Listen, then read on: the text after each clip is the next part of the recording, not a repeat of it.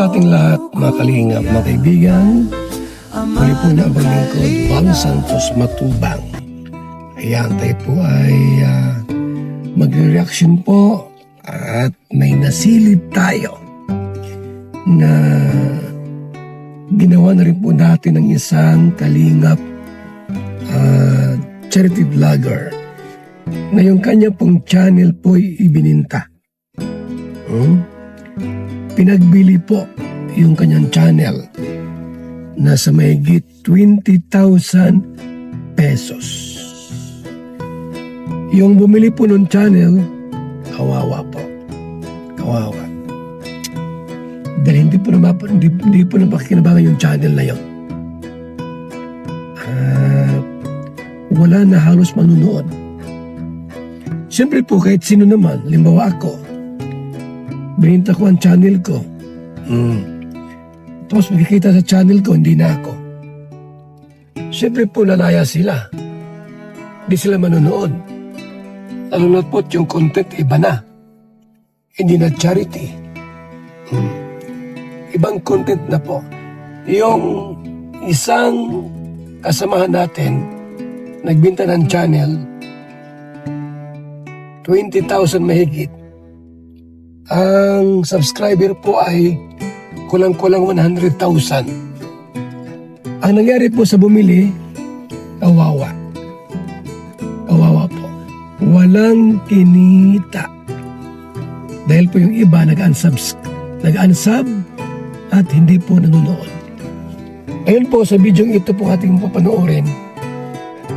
Channel ni Dr. Love ni Mang Iking. Gustong ibenta ng 1,000,000.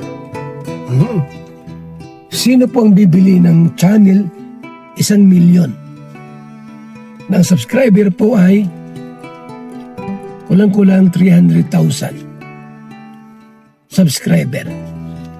Sino sa inyo ang bibili ng channel ni Doc Love or ni Mang Iking? Itong video po, video ni Bupil, nasilip ko lang. Panoorin po natin. Channel for sale. Sino ang bibili ng isang channel na punong-puno? Puno ng ano? Hindi ko naman masasabing puno-puno ng kamalasan. Hindi naman punong-puno ng sumpa. Ay ano ba? Ay. Taray. Yung gusto bumili. Ito ko po ay puro na lang pasakit ang marinig ko dyan. Kaya po ibibinta ko na lang po. Gusto bumili. 300,000 subscriber. 300,000 subscriber. 370. Ang tanong, lahat ba ng subscriber mo ay active? O patay? Kapag ba binili yung channel mo, ang lahat ba ng subscriber na yan ay manonood sa bagong bibili kapag siya ay nag-upload ng video? Hindi. Otot mo. Channel for sale. 1,000,000. Ilan na po yung subscriber? 300,000 plus. Mahal. Mahal po yung 1,000,000. Ngayon, binili mo yung channel, paano kikita yung channel? Sabi monetize daw. Ay demonetize daw po, demonetize. Paano kikita ang channel demonetize? At kahit po monetize yan, sinong manonood kapag iba ang nag-drive sa channel? Ano kaya, may manonood pa? Kapag hindi na po si Mang Iking yung nag-upload, anong content mo i-upload yan? Charity din ba o ano? Mahirap po bumili ng channel ng may channel kasi alam niyo po, pag nalaman na hindi na ikaw ang may-ari, o iba na ang may-ari, ikaw na may-ari ng channel, baka yung mga subscriber magsialisan, mag-unsub, di wala ka, lugi ka. Ano mangyari sa'yo? Yung 1M mo, ano yun? Parang mo lang binigay. Mahirap po yun. At nangyari yan sa iba yung kalingap din po, nagbinta ng channel. So yung nakabili po, wala din nangyari. Walang kinita. Kawawa lang eh, no? Sayang. Yung pera. So, narinig po natin yung channel na pinagbibili ni Dr. Love, yung Mang Iking, mga kaibigan. Ito pa ang video. Diyos ang paggamit ko, hindi po diretso ang play. Mahirap. Maigi na tayo ay nag-iingat at baka tayo ay baka yung magigante. Pero kung mag-strike man yan, makakapila tayo dahil fair use ang paggamit natin ng video. Hindi siya same original na ini-upload. Yun. Kaya, sige, mag-strike, copyright strike ka. Ano pa man yan. Makakapila. Dahil fair use. Baka akala mo porque nag-strike ka na eh. Take down na utot. O tuloy. Pag si Bopel may strike ni Dr. Love, ni Mang Iking. Baka na mag-strike po si Doc Love, ano. Si Bopel, parang ano siya, yung paggamit ng video po ay kung sana po malumanay lang. Inisunod-sunod, hinihinay lang po yung paggamit ng video. Kung mag-strike man, di magkapila ka na lang. Kung sakaling mayroong strike na gawin si Doc Love sa'yo. Ako naman, di ako may strike at di ba ako gumamit ng video ninyo? Nakikigamit lang naman ako. Ano ka mo? Laman ang channel mo? Marinig ko dyan. Kaya po, ibibigta ko na lang po sa mga darating pang panahon. Ibebenta sa mga darating pampanahon ang kanyang YouTube channel. Channel for sale. Sino ang bibili? Kung dito ang gustong bumili ng channel po ni Doc Love o ni Mang Iking, i-text nyo ako sa ating numero 0929-1132469 at baka kayo mabigyan ng percentage, no?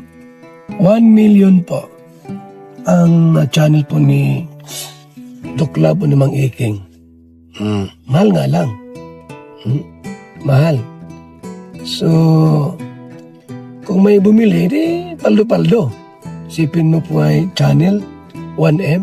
Grabe, ano? Paldo. Ng isang channel na punong-puno. Punong-puno ng ano? Hindi ko naman masasabing punong-puno ng kamalasan. Hindi naman punong-puno ng sumpa. Ay, ano ba? Alam niyo, marami naiinis sa akin tawa. Paano ang gagawin ko? Ay, ganito ang tawa ko na eh. Alam ano yung tawang eng-eng. Ay. Tuloy. Yung gusto bumili. Kaya, Ito. ko po ay puro na lang pasakit ang marinig ko dyan. Kaya po, ibibigta ko na lang po sa mga darating pang panahon. Sino ang gusto bumili? Unang presyo niya dito. 300,000 pesos. Malaki. Sumunod na presyo. 500,000 pesos. Gusto bumili. 300,000 subscribers. 300,000 subscriber. 370. Ang tanong, lahat ba ng subscriber mo ay active? Po, kung lahat ba ng subscriber mo ay active, ibang 370 subscriber active ba yun? Baka naman na yung active 100 lang. Yung active 1,000 lang. Logi yung bibili, di ba? Kapag pa binili yung channel mo, ang lahat ba ng subscriber na yan ay manonood sa bagong bibili kapag siya ay nag-upload ng video? Hindi. Otot mo, huwag kang magbenta ng halagang 370. Huwag kang magbenta ng halagang kalahating milyon. Ang presyohan. Pakinggan nyo. Binibigta ko po yan ng 1 milyon. Sa mga 1 milyon! Baka tayo yung nagkakalokohan ha. 1 milyon pala. panahon. Sino gusto bumili? 300,000 subscriber. Binibigta ko po yan ng 1 milyon. Seryoso to. Pero sa totoo lang, mahal po talaga ang bumili ng channel. Pero hindi po 1,000. Ano ba, kapag monetize na, mahal. Pero, isang halimbawa, lahat ng viewers ay active.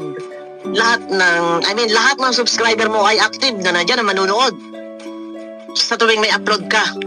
Kapag iyan ba ay binili, kung sino mang Poncio Pilato na bibili ng 1 milyon ang halaga.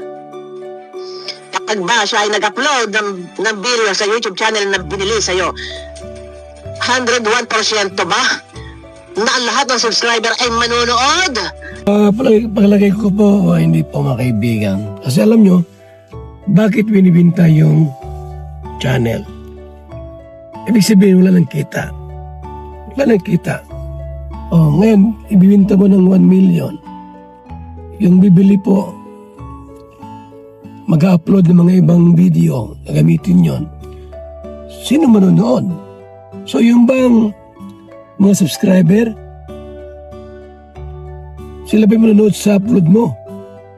Yun ang tanong eh. Manonood ba sila? 100% ba manonood sila sa upload mo? Ngayon pa nga lang po mga kaibigan, no? Ngayon pa nga lang, ang may hawak si Doc Lab, si Mang Iking, wala nang views. Diba? Wala na. How much more yung bibili ang gagamit? Di wala na. Zero. Ha? Lugi. Sa bagong may-ari ng channel, hindi. Huwag mong pagkatirahan. Pati channel, kapit ka sa patalim. Uutuin mo, lulukuhin mo mga tao. Anong ganansya? Anong mapapala ng isang bibili sa kanyang YouTube channel? Oo, malaki ang subscriber. Iyan ba kapag nag-upload ang bagong bibili, iyan ba panonood, tatakiligin ba na subscriber mo, na supporters mo? Hindi. Bakit? Ay kung naiiba ang content at hindi pakatok-katok o tambalislos ang content, hindi tatangkilikin. Huwag mo pagkakakitaan na YouTube channel. Pambihira ka. Araw-araw na lang, puro na lang pera na narinig sa bunganga mo. Ngayon, YouTube channel, 1 milyon ang halaga. Sinong bibili? Anak mong titaklong. Kaya po, ibibinta ko na lang po. Ah. Sa mga darating pagpanahon. Gusto bumili. 300,000 subscriber. Binibinta ko po yan ng 1 milyon. Ay, seryoso. Ang kapal na mukha mo. Tapos ngayon, bibinta mo 1 milyon, utot mo. Ano yan? Depression ng sasakyan? Ang tanong, pagkabili at pagkabili. Ano? May sasalabay ang utang ng channel mo yan? Sino ang bibili ng YouTube channel na demonetize ng punong-puno ng hindi naman kamalasan, hindi naman sumpa?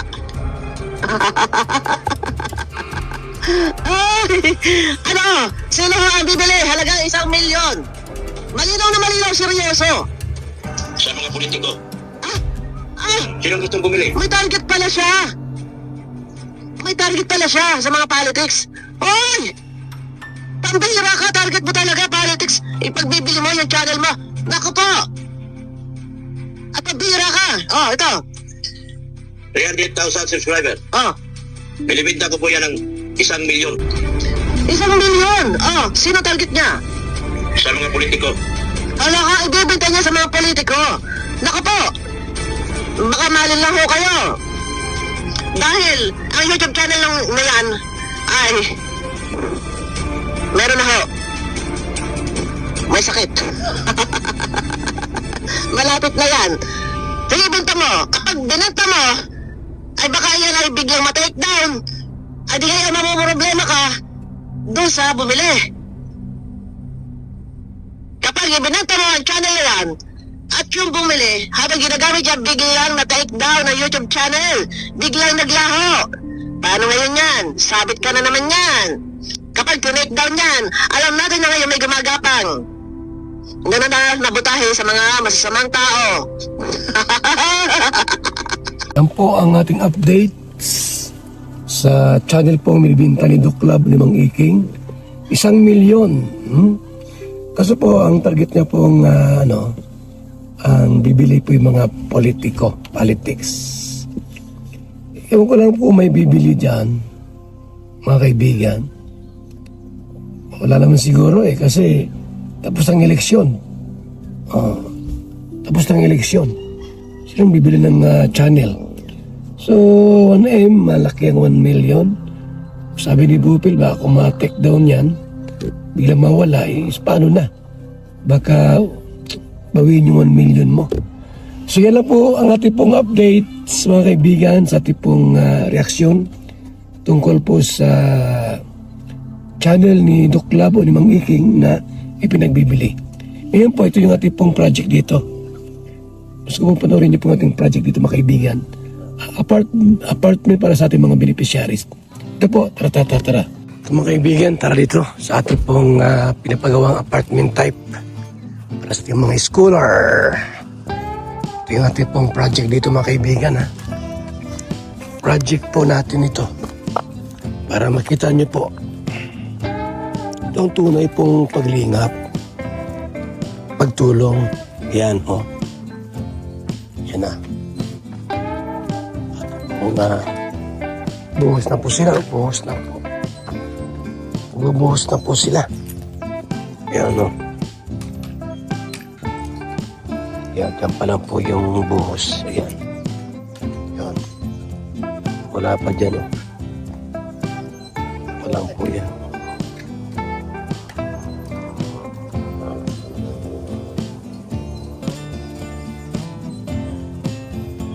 So yan yung ating pong update sa ating pong bahay, apartment type para sa mga scholar.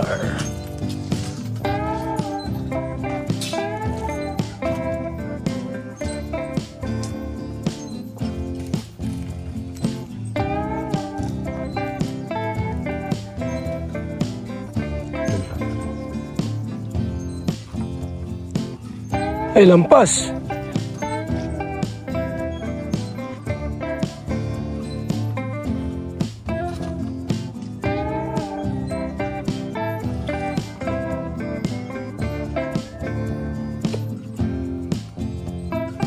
Ano, putulin mo? Huwag na. Ha?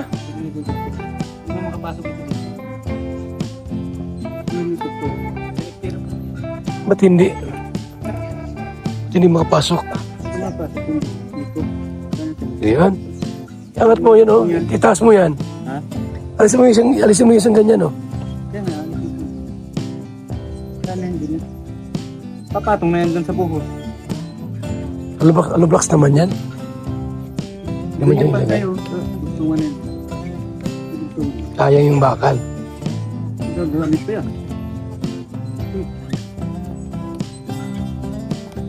So, yun na po yung ating update.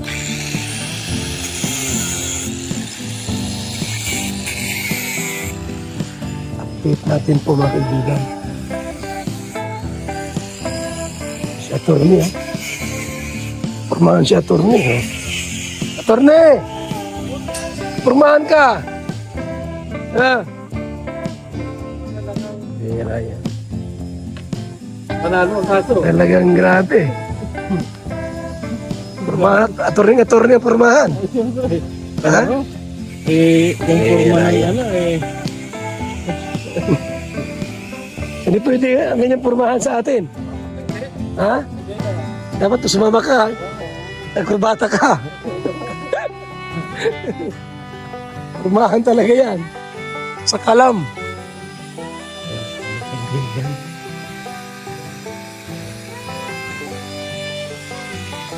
Kahit driver, kurbata kami.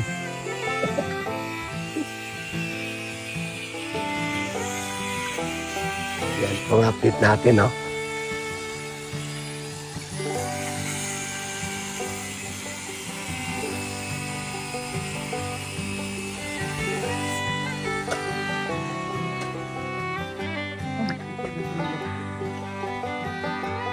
Update natin yan.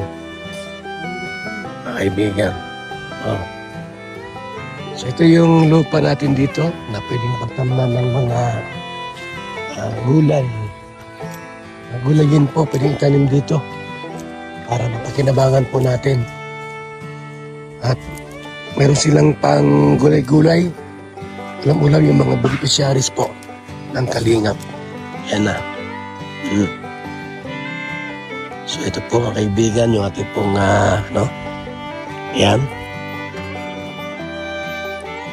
Ito po yun. Ano po yan mga kaibigan, ha? Yung lupain na kung saan pwede magtanim ng mga gulayin. Buo sila dito.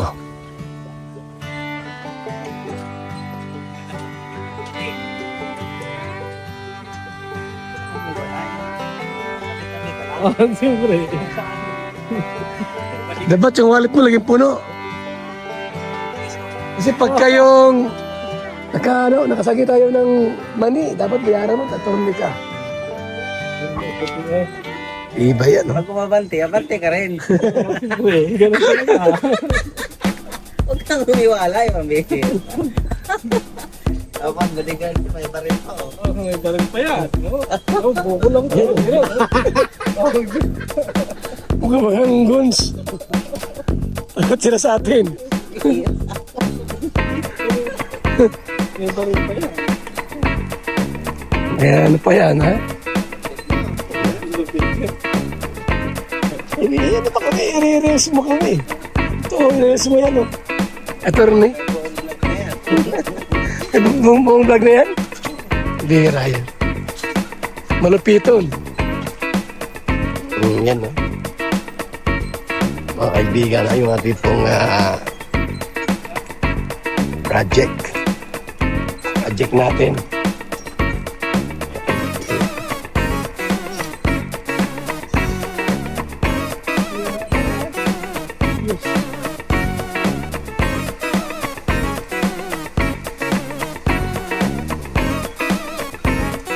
Project natin. Buti wala no, kung may ulan yan, mahirap boss.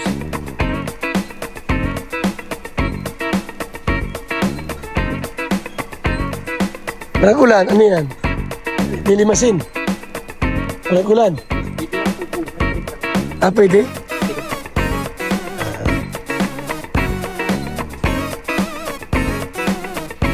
Doon pala yun. Updates natin. Ito po, no? Update natin po sa ating pong apartment. Kalingap, kaibigan, ha?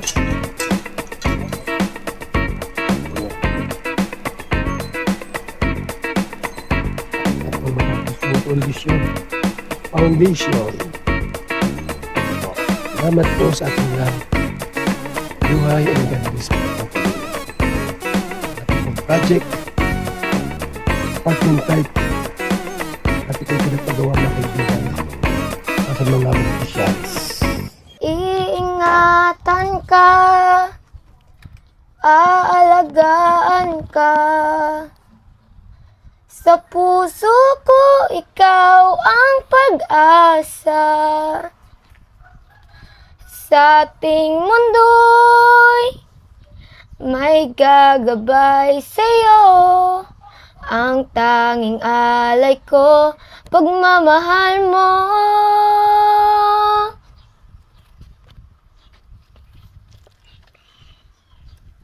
Napaiyak ka. Tuloy mo at maganda. Nalala mo yung nanay mo? Opo. Tuloy mo lang. Maganda ang boses mo. Sana'y di na magising kung mangangarap man din. Kung ang buhay na makulay ang tatahakin. Minsan ay nadarapa, minsan din ay luluha. Di ka na maninimdim. Pagkat sa buhay mo ay may nagmamahal pa rin. Iingatan ka, aalagaan ka. Sa puso ko, ikaw ang pag-asa. Sa aking mundo'y may gagabay sa'yo. Ang tanging alay ko'y pagmamahal mo. Okay na po. Ba't parang nakapaluwa ka? Naalala ko po yung mama ko.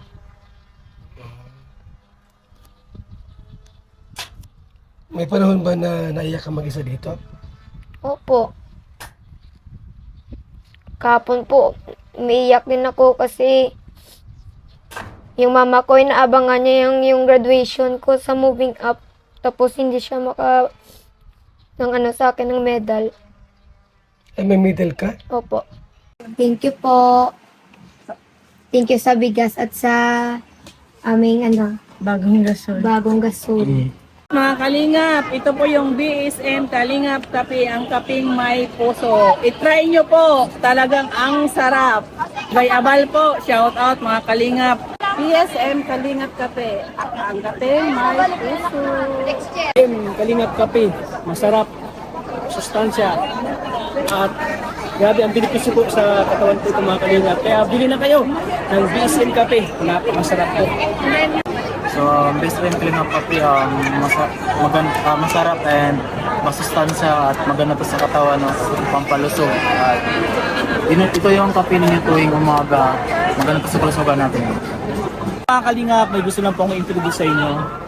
BSM Kalingap Kape. Sobrang laking tulong po nito sa kalusugan and marami pang iba. So sana guys, supportahan nyo. Makakatulong yan sa health ninyo. And syempre, supportan natin si Kuya Bal Santos. Sobrang sarap, sobrang healthy. So saan ka pa? Tara guys! Kalingap Kape, ang kaping may puso. BSM Kalingap Kape, napakasarap, nagpapagaling sa mga taong may sakit. Kalingap kape, masarap, sustansya, at grabe ang benepisyo po sa katawan po itong mga kalingap. Kaya bili na kayo ng BSM kape, napakasarap po.